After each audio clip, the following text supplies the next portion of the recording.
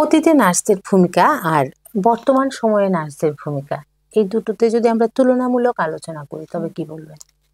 অতীতের মানে নার্সিং কথাটা যেটা সেটা কিন্তু অনেক আগে, এবং সবাই জানেন যে আমাদের যে নার্সিং পরিষেবা, আমাদের সেই মডার্ন নার্সিং এর যে প্রতিষ্ঠাতা উনি হলেন সেই মহিষী নারী ফ্লোরেন্স নাইটিঙ্গেল। ফ্লোরেন্স নাইটিঙ্গেল থেকে আমরা যদি দেখি, উনি প্রথম শুরু করেছিলেন নার্সিংটাকে একটা প্রফেশন হিসাবে দিয়েছিলেন। উনি উনি একজন বিখ্যাত ধনী পরিবারে জন্মগ্রহণ করার পরেও নার্সিং এসেছেন।